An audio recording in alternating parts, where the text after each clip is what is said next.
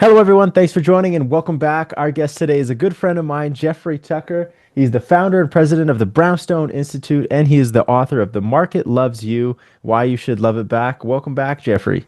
Well, it's good to be here. Thank you. Thank you. It's always fun to be on your show. I Yeah, appreciate it. yeah, we always have a ton of fun when you come down. So, I wanted to get you down to talk about everything that's happening in the financial markets, precious metals. First, though, let's start off with silver and gold. Why do you think we're seeing these sudden drops in silver and gold? Are we Well, I overbought? yeah, I what happened was that the markets have been asleep for a very long time, and people had written them off for dead, and then it woke up suddenly, and people started rushing to safety, like, oh my God, I guess these things are real and they are coming back. And now we're dealing with the perception that it was overbought. The goal of all these things is just to sit tight and ignore the static, and stay in for the long term. And all gold and silver buyers know this. This is not a quick buck kind of industry. This is stay for the long term, stay in safety. And it looks like we're going to be needing some safety, and we've got some elections coming up in New York City. And this Mamdani guy, Mamdani, if I'm is an absolute lunatic, and he's running against the guy who locked down the entire state just 5 years ago. So it's just a calamity in American politics of an unprecedented sort of so depressing. A couple of weeks ago, I was in Manhattan, and I was shocked. First of all, I don't know if people know this, but Manhattan no longer builds benches for anybody. You can't sit down anywhere. So the new train station in train station, you just have to sort of spin around in circles forever because there's no place to sit. You can't Why are they not building them? because the bums would sleep on them. I mean, the vagrants would just Jeez. crash there, and the old train stations specialized in beautiful, beautiful seating, and they competed with each other for that. And Moynihan train station, there's no seating anywhere. That's as a matter of just architectural design. They can't permit it. So if you want to sit down, you got to pay $8 for a cup of coffee or whatever, and go to one of the many restaurants around. But and then you leave the train station, and I walked maybe 4 blocks in the direction of the train station, and it was a post-apocalyptic scene. I mean, I had never seen anything like it. The smells. I didn't want to wear a mask during COVID, but I wished I had had a mask for this thing because Wow. it was just this weird combination of urine, weed, and trash, and they're all competing with each other to see which one is going to be the dominant smell. It was a shock, and garbage everywhere, and construction that's never going to be finished was going on, but not really going on. But it's like everything had been weirdly demolished. And I was walking around in a suit and tie, feeling like a Martian from another planet, and people were looking at me like I was on a movie set or something. Where's this guy coming from? Yeah, what is this? It was the worst thing I've ever seen, and this is in broad daylight. I'd never seen anything so bad, smelled anything so bad. I mean, I don't know how anybody can live there. So if Mamdani gets to be mayor, it's only going to tank much faster, and who's going to be responsible for everything? We just keep doing this, like What? experimenting with socialism, and it's the whole place is a catastrophe. And I suppose that over the last 5 years, you've had billions and tens of billions of dollars in capital just flee the city, and a lot of residents flee. And so we're in this strange situation where all the action and capital is fleeing actually to Texas and Florida right now, which are busy cutting taxes as dramatically as possible.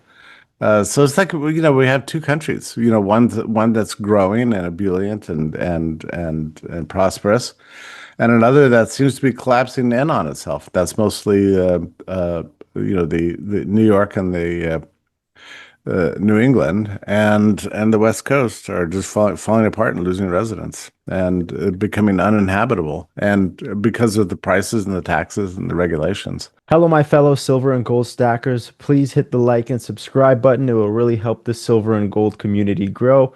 It'll help this channel grow, and I'd really appreciate it. Back to the video.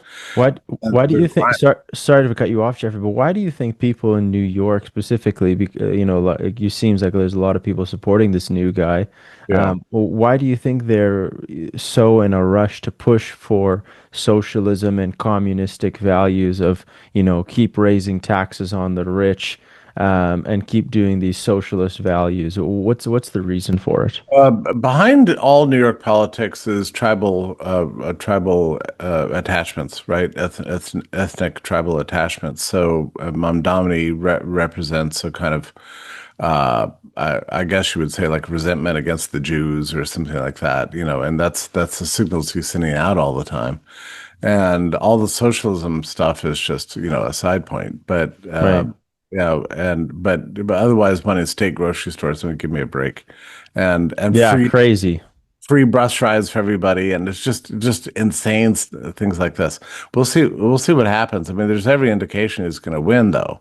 In which case, I mean, I don't know. I mean, get out of New York. I mean, just flee as fast as possible.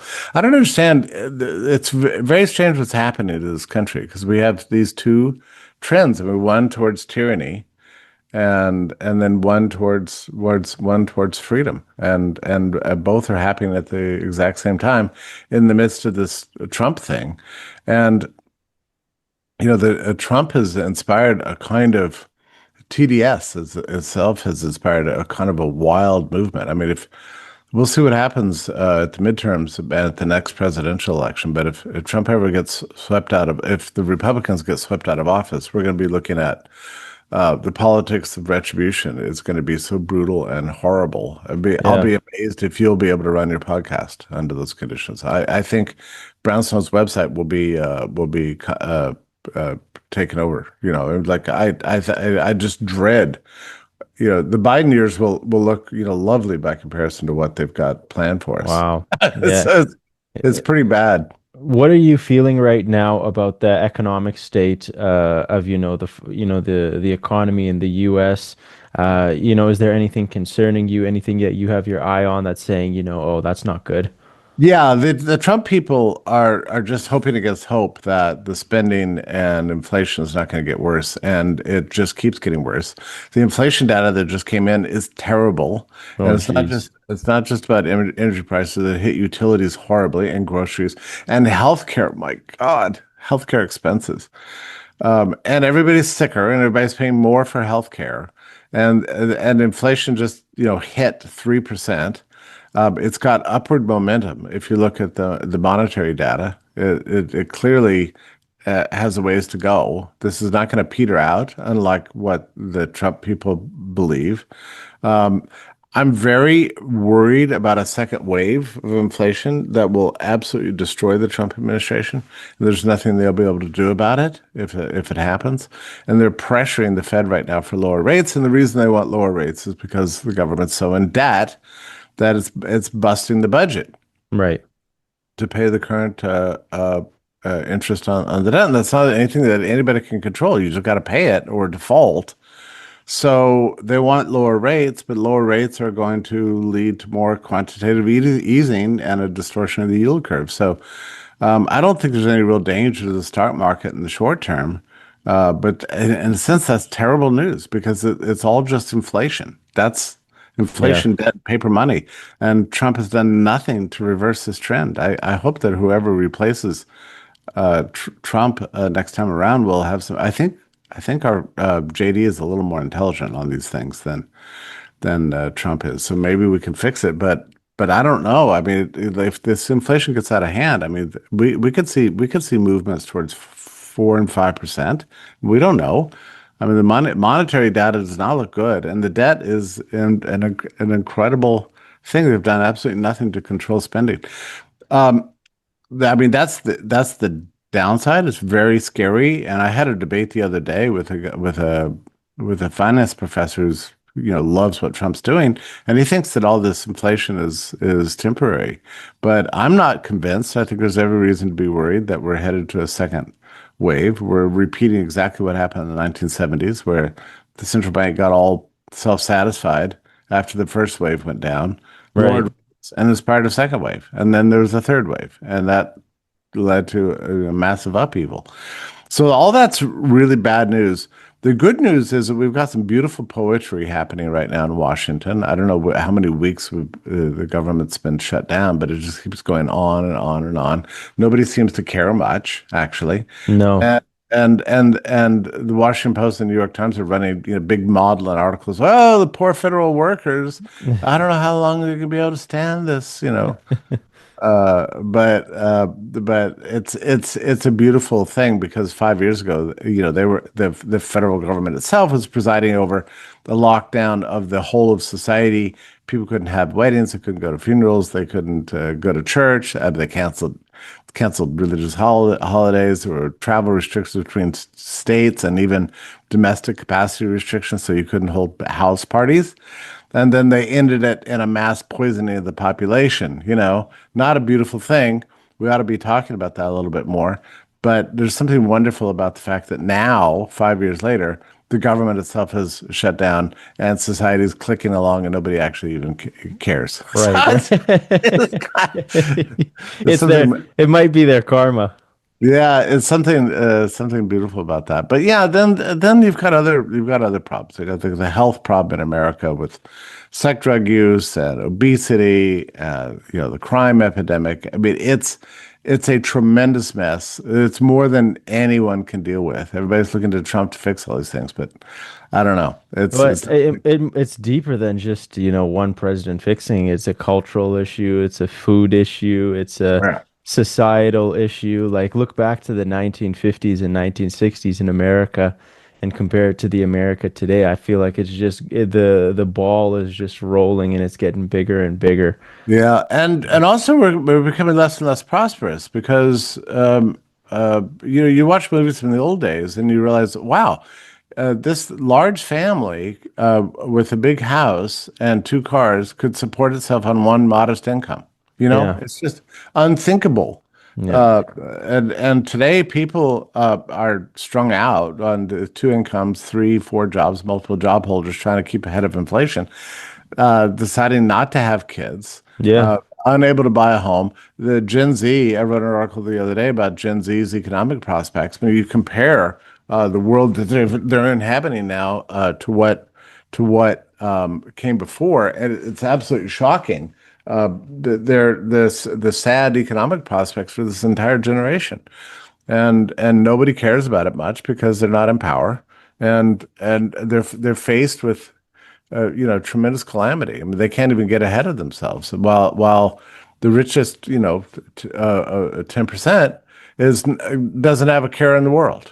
So this is a combustible situation for the upcoming generation. I'm talking about people in their 20s starting their careers out right now. It's And terrible. and even if we tell them like on this channel, oh, buy some silver, buy some gold, protect your purchasing power, how are they going to do it if they don't even have, if they can't even buy a house, so they No, can't even support a family, right? the only thing they have to do mostly is that they have to, let me turn that off. They have to dial back their expectations and they have to dial back their spending. One data I looked at said that typical Gen Zer is spending $300 or more to $500 a month on restaurants and bars to keep up with the Joneses. All that's got to go. They got to start buying used clothes on eBay, buying used cars, cooking at home, saving every possible penny. It's the only way. So they will Yeah. not have a life, even if they're older siblings, much less their parents.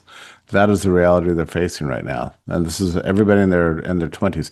I'm actually optimistic for the long term because I think this generation that's coming up has lost faith in everything that their parents did, whether it's the lockdowns or the spending of the debt or anything else, and they're ready for a new way of looking at things. They also tend to be a little they're sophisticated about digital media, but unimpressed by it too.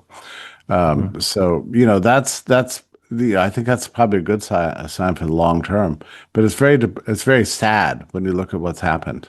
Yeah, It, and it, it, depressing. Teachers, yeah, it is depressing, Jeffrey. And even teachers here in Canada are on strike.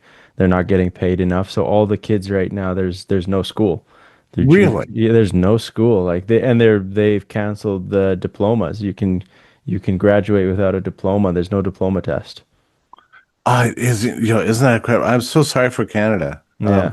I have to say, as an American, as much as I'm complaining about this country, it's probably, outside of Eastern Europe, it's probably one of the greatest places to live right now. Oh, Welcome to the Cayman Islands, a premier offshore jurisdiction where natural beauty meets financial stability. Here, your wealth is more than secure. It thrives in one of the most trusted and respected financial centers in the world. For over a decade, SWP has been the trusted choice for precious metal investors worldwide. Our purpose-built 6,000 square foot facility sets a new standard in precious metals storage. We are proud to be one of the only vault operators approved by the London Bullion Market Association. Beyond safeguarding your assets, we're committed to making a difference in our community by supporting local causes and events that reflect our values. As we continue to expand and innovate our services, we ensure that your wealth is safe and strategically positioned to shield you from the uncertainties that lie ahead. Strategic wealth preservation, trusted today and ready for tomorrow. Right now. oh, for sure. Yeah. Compared to like here in Canada, you look, it's just like the purchasing power and the amount of inflation and how expensive things are is ridiculous. And then on top of that, you're getting taxed 40 or 50% of your income. So it's crazy in Canada. Hey, but at least your former prime minister is dating Katy Perry. I seen Oh, that. We were laughing about that the other day. I think that's I don't know. crazy. Is it a psyop? There's something weird going on. Like, I'm not sure who's running things, but it doesn't Yeah. seem normal, I don't, could be a distraction. I don't know. There's too many distractions these days. Yeah, but I mean, and the censorship in Europe is tightening. You can't even travel to Europe right now without giving up all your biometric data. So they're building the technocratic. Really? Yep, building a technocratic state in Western Europe today. And as far as I can tell, I mean, maybe Farage can do something to save England, but I just don't know. I mean, it seems pretty far gone. So it's enormously depressing. I think Americans need to realize, in a sense, how fortunate we are right now, as compared with most other places you could live. We have the semblance of prosperity combined with the semblance of rights, legal rights and free speech and that sort of thing. That doesn't even exist in Western Europe right now. All of which is becoming a surveillance state, technocratic surveillance state with massive censorship. And I mean, that's exactly where the US is going to be headed if things bounce back, if things roll back to what they were just 4 years ago. It could be Now, catastrophic. now looking back at history, like there was once upon a time in America's history, the presidents would fight against having central banks, like Abraham Lincoln and so on, would Yep. would print greenbacks to pay off any of the debt, but it wasn't backed by interest and it wasn't backed by central banks. Is that kind of the path every country has to head down and kind of get rid of these central banks who are printing privately, controlling a country's economic situation? Because what are your thoughts on that? Where you have like America Yeah. before, where it wasn't controlled by the Fed, it I wasn't controlled what by I central banks. I'd like to see a restoration of the gold standard. I don't know if that's even viable or how we would get there, gold or even a silver standard. I think that would be brilliant. I don't know how we get from here to there. But so long as the central bank is around, we're going to be facing growing problems with government tyranny. I mean, they're hand in glove. And I'd like to see them both go. I mean, I'd like to see the central bank just be, torn to shreds. I mean, there's a slight prospect of that in the U.S. right now for the first time in my lifetime because we have a president who's actually demanding to have control over the personality at the Federal Reserve. I mean, he's claiming that he's in charge. Now, for now, a federal judge has stopped him from firing one of the Fed governors who he wanted to remove with cause. and the judge has stopped it. That's going to Supreme Court. The Supreme Court is going to have to decide what is the Fed? Is it an independent agency? In which case, where does that even exist in the Constitution? Or is it an executive agency of the government? In which case, the elected president has to control it. So that would put him in a position to actually dismantle the entire thing.